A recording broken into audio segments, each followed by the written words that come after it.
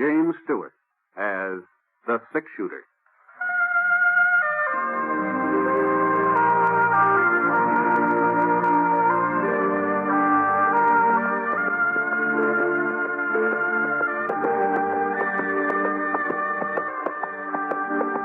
The man in the saddle is angular and long-legged. His skin is sun-dyed brown. The gun in his holster is gray steel and rainbow mother-of-pearl, its handle unmarked. People call them both the six-shooter. Coleman, America's leader in modern automatic home heating equipment, and the National Broadcasting Company present James Stewart as the six-shooter, a transcribed series of dramas based on the life of Britt Ponset, the Texas plainsman who wandered through the Western Territories, leaving behind a trail of still-remembered legends. Now, in just a moment, immediately following this important announcement, you'll hear Act One of The Six-Shooter. In a few years, our public schools will be as behind the times as the Little Red Schoolhouse. And it's estimated that by 1956, there will be some 7 million more children in elementary schools than there are now. More equipment will be needed. And above all, more elementary school teachers. To help assure your child a proper education, join and work with local groups and school boards. And for free information about how people in other communities are improving their schools, write to this address. National Citizens Commission for the Public Schools, 2 West 45th Street, New York 19, New York. Now, Act One of The Six-Shooter, starring James Stewart.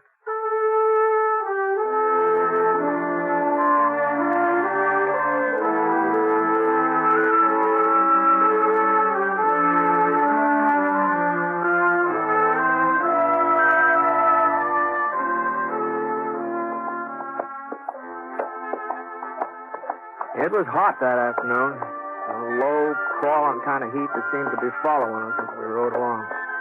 The sun hadn't come out in the morning, but about noon it pushed through the clouds. Boy, it was hot. By 4 o'clock, when it should have been cooling off, it seemed hotter than ever. We still had about 15 miles to go before we'd hit Lead Creek. That was where I figured on getting a job helping lay track on that new spur line to Salt Lake City. I nudged Scar on the flank, and we headed down a little gully. His ears pricked up, and he jerked his head. I wasn't sure whether he'd heard something or just sensed it. You know, with a horse, it's pretty hard to tell where hearing leads off and sensing begins. What's the matter, boy?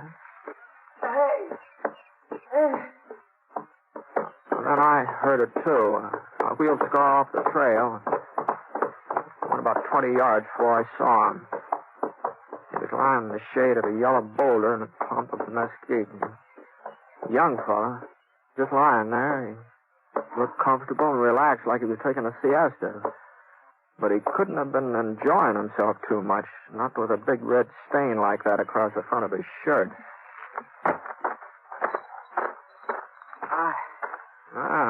What's the trouble? I had a little accident. Yeah, it looks that way. What happened? My horse threw me a couple hours ago. Must have landed on my gun. It went off. See, you haven't got any water, have you? Sure.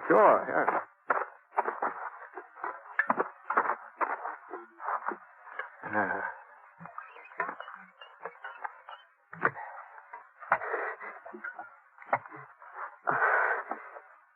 Thanks.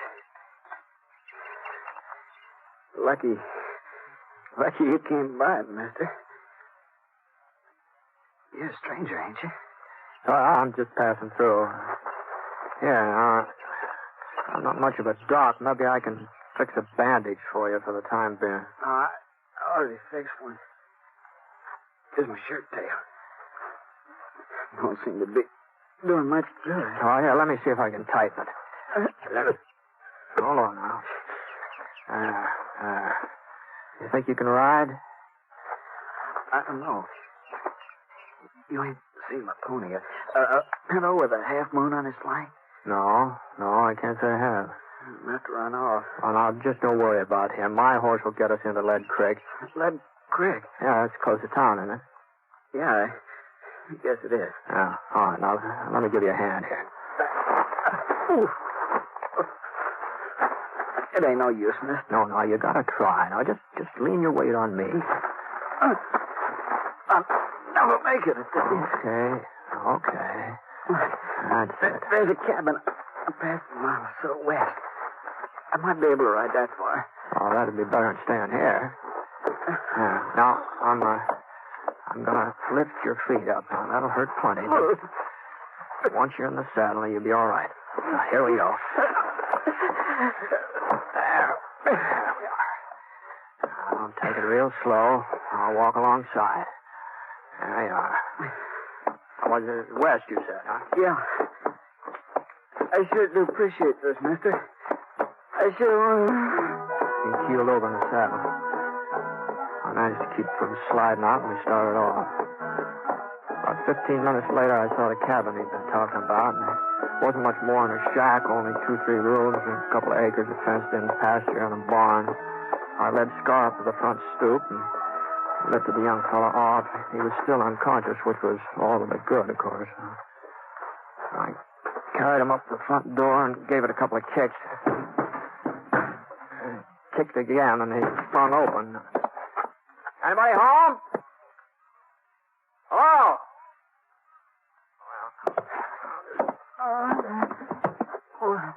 Yeah, now you just lay there. I'll try and get some rest. I'll look around. Where? He passed out again. I covered him with a blanket lying across the foot of the cot there. Supper was on the kitchen stove. Beef stew. Smelled pretty good. I opened the back door. I saw somebody cutting up a pile of kindling over near the barn. Whoever it was sure knew how to handle an axe. Where'd you come from? No, I'm sorry if I frightened you, ma'am. I knocked on the front door, but I guess you couldn't hear me, huh?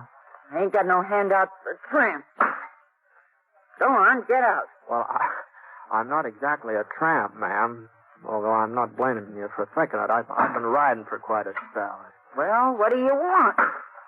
I ran across a fellow a little while ago in a gully just east of here. He'd been shot up. Shot? Yeah, he said his gun went off accidental. He's hurt pretty bad, and since this place of yours was the closest... Where is he? I took the liberty of putting him in the cot inside there, so I hope you don't... Well, she didn't wait even for me to finish. She just marched past me like I wasn't even there. I watched her for a second, then I followed her into the house.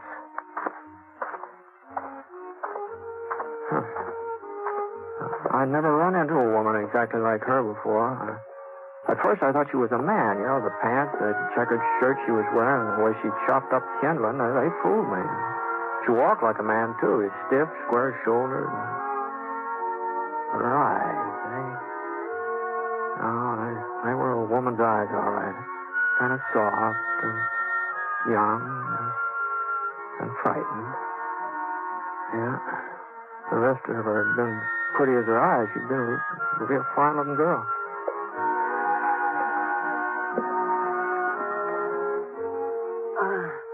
Take that rag off him while I fix a new bandage. Yes, ma'am. It's a shame to tear up a fancy petticoat like that. I got no need for petticoats, mister. Can you turn him on his side? That's better. Now, if I can just get the bleeding to stop. You know him, ma'am? No. Why should I? Oh, I just thought since he was in your neighborhood. Lots of folks pass by here. That don't mean I know him. I don't know you neither. Oh, sorry. My name's Ponset. Britt Ponset. Ponset. I've heard of you somewhere, haven't I? No, not likely. This is the first time I've been around Lead Creek here. Got a pocket knife? Yeah. Thanks. George, you're doing a real good job on him, you know. Your husband off somewhere today? I'm not married. Oh, it must get kind of lonely out here all by yourself, doesn't it? I like being alone. I want a lot of people around me. Mm-hmm. No, I can't say I blame you. I never been much on congregating myself. I always sort of like to, well, you know, that bleeding's letting up a little. All right, I guess I'll be shutting off, ma'am. When I get into town, I'll send the doctor out here. No. No, you can't. What I mean is there is no doctor in Lead Creek. Oh? He moved away a couple of years ago. Well, there must be a doc somewhere around these. No. Not within 100 miles. I'll have to take care of him myself. Well, maybe I can find somebody to help you. You know, since I brought him in here, I sort of I'd feel rather do it alone. I'll manage all right. Well, that's mighty decent of you, but him being a stranger, all right. Well, so long. Mr. Ponset, Yes, ma'am? you won't tell the folks in town he's here. Hmm? Well, he's a stranger, like you said. He don't concern them, and I don't want 'em laughing at me. They'd say, Jenny Garber's finally got herself a man. And if he wasn't unconscious, he'd never have managed it. So, you won't tell 'em, will you? Well, I don't suppose anybody will ask me about it. Easy, boy. Easy. What are you looking at? Oh, I was just noticing those horses over in the pasture there. Those both yours? Yes, they are. Why? No reason. No, that pinto looks like a good animal. What do you call him?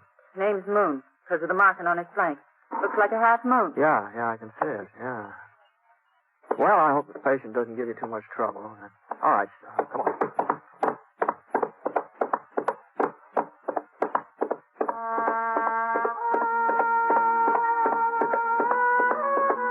The sun went down, but it didn't cool off much. Maybe when the moon came out, there'd be a little breeze.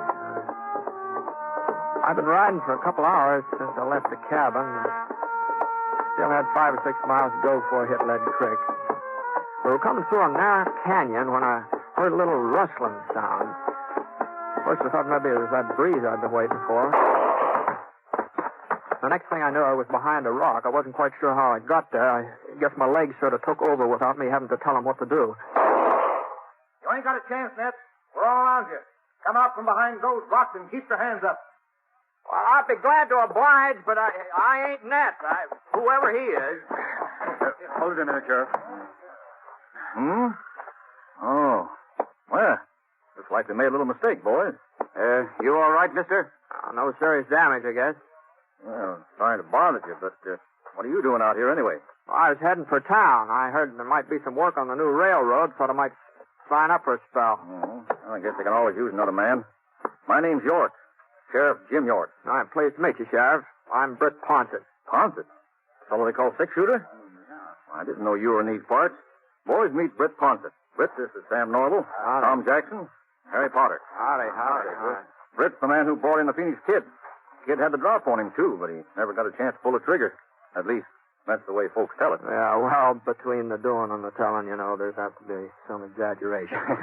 Well, anyway, I'm sure glad we run into you tonight. That 6-gun of yours may come in handy. Oh? Yeah, we're looking for Ned Landy.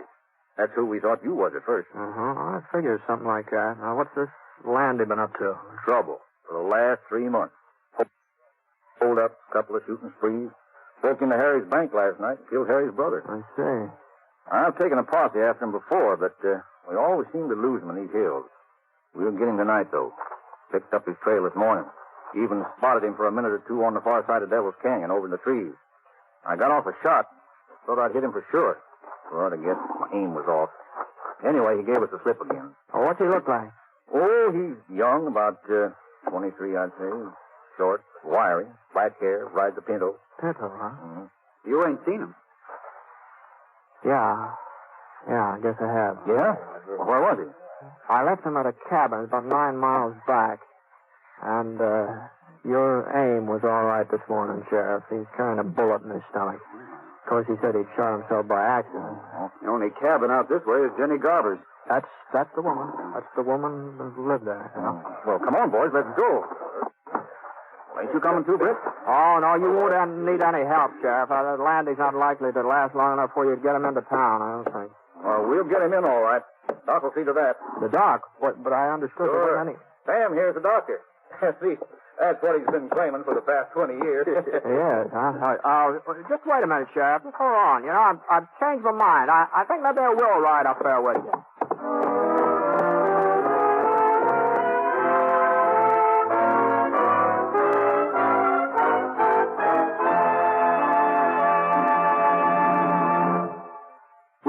return to James Stewart as the six-shooter in a moment.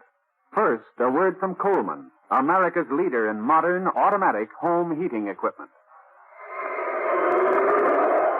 You'll be glad this winter you bought a Coleman heater this fall. Yes, as you sit back in your easy chair, snug and comfortable, you'll be glad you bought a Coleman heater. You'll enjoy floor-to-ceiling warmth in those rooms you could never heat before. Get your Coleman oil or gas heater now during Coleman's big bonus sale. Here's what you get. First bonus, a new low price. Yes, now you can get a dependable Coleman automatic heater at a new low price. Second bonus, a new low operating cost. Coleman saves you up to 25% on heating bills because Coleman gives you maximum heat from your fuel. Third bonus, a 32-piece set of Libby's Safe Edge glassware worth $14. It's free with your new Coleman heater. Get 3 big bonuses. Get your Coleman oil or gas heater now during Coleman's big bonus sale. This sale is for a limited time only. So see your Coleman dealer tomorrow. You'll find his name and address in your telephone directory.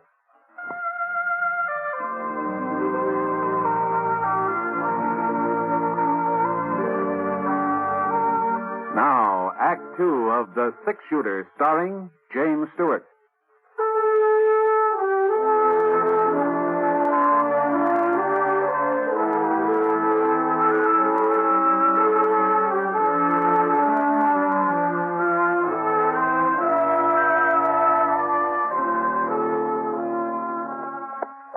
About an hour and a half after I met up with the sheriff, we came to a little stream trickling down the hill just off the trail. I'd missed it when I passed by before. I hadn't known there was any water around, and Scar hadn't smelled it either. The air being so quiet and everything. Well, we pulled up and gave the horses a chance to get a drink.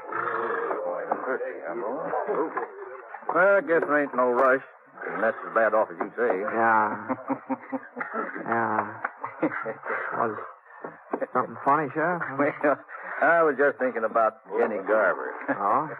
Yep, she's finally got herself a man. He's going to be real temporary, though. I can tell you that. Yeah, and if he didn't have a bullet in him, I'll bet he'd take off the first time he got a look at her. Well, it'd take more than a bullet to keep me there. Me too, Sheriff. What, is there something wrong with Jenny? Well, you've seen her, ain't you? Yeah. Well? Well, I guess she's no beauty. Now, that's giving her the benefit of the doubt, Ponset. Now, if you ask me, my horse is better looking. No, you know, Sheriff, now a lot of plain women seem to get along all right. Better than some of the pretty ones, you know. Well, it ain't just that Jenny's ugly, but she's so darn awkward and big. Why, even when she was a little girl living in town, she was always a head taller than any boy her age. And stronger, too. Well, I guess they've had enough to drink. Yeah, the thing was, her folks were peculiar about Jenny. Wouldn't admit she was any different from the other girls. Hey, you remember how they used to dress her? All those fancy clothes with frills and ribbons. What made her look twice as foolish as she would have otherwise. No? Her father used to take her to parties, too, in square dances, but he was the only one who ever danced with her. No, sir, I don't think a single boy in town courted her. Not one. You're forgetting Willie Franklin. Oh, sure. Who is Will Franklin? Yeah. He's quite a cut-up. Made a bet one night with some of the fellas. He said he'd get Jenny to agree to marry him. He took her out in his wagon and proposed. Of course, she said yes. But he didn't know that Willie's friends was all hidden in the back of the wagon. Leastwise, he didn't know it until they all busted out laughing. It was right after that her folks died, wasn't it, Sheriff? Yeah. That's when she bought this cabin. About 5 years ago, come to think of it. Well, Jenny can't be more than 25 or 6. Looks a whole lot older, though. Wouldn't you say so, Britt?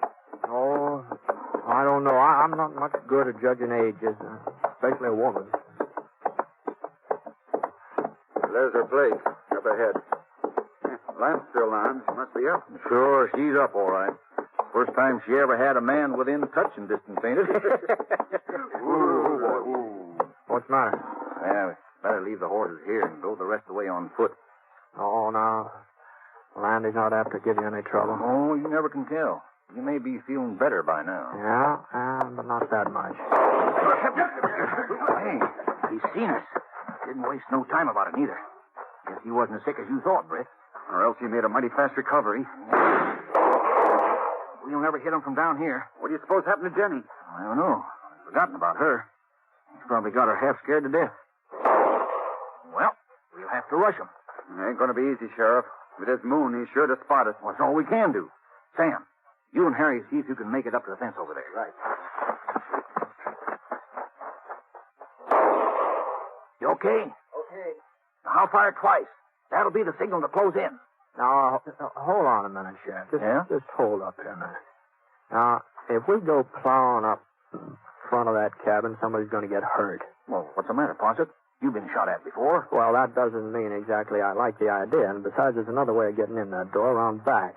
And there are a couple of trees back there, too. Oh, no, he'll be watching the back door. That's no fool. I know, but it's worth a try, eh? All right, I'll go with you. Now, wait a minute. Now, you just let me go alone.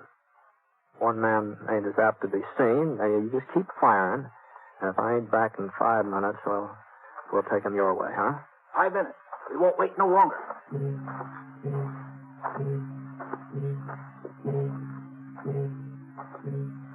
I hunched down low and I started circling toward the rear of the cabin. And there wasn't much cover, just rocks, a couple of scrub pines. Anyway, nobody was shooting at me yet. So far, nobody'd seen me. I come up along the side of the barn. And the back door was just ahead now. I still had about 20 yards to go. I ran forward and my foot caught. I tripped over some of the kindling Jenny stacked up there in the afternoon. I lay quiet for a minute. I just waited. It sounded to me like I'd made enough noise so they could hear it clear down Lead Creek. No, shooting wasn't in my direction. So I got up on my knees. I raced for the cabin. I opened up the door. I kept on going. And when I got into the living room, I saw I'd figured right. That was on the cot, just where I'd left him. Hadn't moved. It was Jenny who was doing the firing. She swung around. She pointed the revolver at me. Her eyes weren't soft, not anymore. You told him. You brought him here. I had to, Jenny. I would have taken him away as soon as he was well enough. Why couldn't you let us alone? That killed a man last night, Jenny. I don't care. I don't care what he does. As long as he needs me, I'll stand by him and help him. He needed a hideout, didn't he? He must have been staying here for some time, or his pony wouldn't have had enough sense to come back here with his own accord. They're going to start closing in, Jenny. You're not going to take him away from me. I won't let you. Ned likes me. He told me he likes me. And he's the first person who ever did. Give me your gun, Jenny. Even if it isn't true. Even if he didn't really mean it. He doesn't laugh at me like the others. He doesn't mind my looks. Everybody said I'd be an old maid. Even my mother said it. But I won't. Not now. Ned'll take me with it. He'll marry me. I know he will. Jenny, now listen to me. Don't you understand? I can't let you take him away. No matter what. Not even if I have to. Killing me won't help in that. It's the only way I can keep him. I've got to stop you somehow. You and the others out there. Oh, there's no way you can keep him, Jenny. He's dead. What? Now turn around. Turn around, look. Now, I'm not trying to catch you off guard. Just turn around. He hasn't been breathing, not since I came in. Oh, he loves me. Ned loves me. All right, boys, come on in. You all right? Got him, huh, Britt? Oh, there he is. I might have known you'd take care of him. No, it wasn't me, Sheriff. It was you. Huh? Your bullet from this afternoon. Well, I'll be darned. I told you I was sure I'd hit him. Remember, Tom, I told you. Then how come he was able to hold us off just now? Well, he was a tough one to kill. He wouldn't give up. The strain of shooting at us must have finally finished him. Ain't that the way you figured, Britt? No, something like that. What's the matter with her? Little gunplay bother you, Jenny? Come on, get a hold of it. It's all over now. Well, sure is funny how women are scared of gunfire. Every one of them. Even Jenny. Well, it just goes to show you that underneath, they're all pretty much alike. Yeah. Yeah, I guess there are. Well,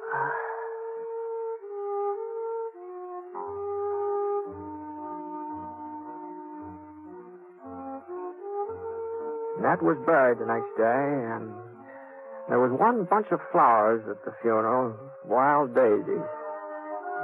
Folks just couldn't figure out who sent them. And, they tell me that it was right about then that Jenny Garver started acting different. Oh, I don't mean she got pretty or anything like that, but she did seem more confident. She just seemed a little more sure of herself. Well, people said if they didn't know better, they'd swear that a man had something to do with the way she changed, but of course they all knew better.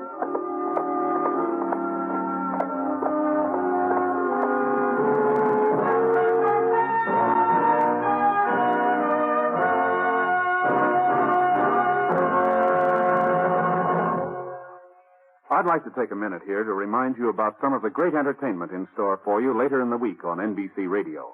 Next Friday night marks the fall return to the air of both the Bob Hope Show and the Phil Harris Alice Faye Show. Both these great comedy programs, formerly heard on different days, now join forces to make Friday night a top listening night on NBC Radio. The new Bob Hope Friday night show will feature well-known guest artists, the music of Les Brown and his band of renown, and the vocal talents of lovely Margaret Whiting. And, of course, Bob will be in there delivering his rapid-fire topical humor. You'll find that the Bob Hope Show is most enjoyable listening each Friday night on NBC Radio. And immediately following Bob Hope, listen to the Phil Harris Alice Faye Show. And Alice has her brother William to keep her informed of Phil's hilarious actions. Also, in the talent-filled cast, you'll hear Julius Abruzio and little Alice and Phyllis. You'll hear wonderful comedy every Friday night beginning this Friday night on NBC Radio. Yes, for the best in Friday night radio entertainment, remember to tune where you hear the familiar three chimes for the Bob Hope Show and the Phil Harris Alice Faye Show. Two great programs returning this Friday to NBC Radio.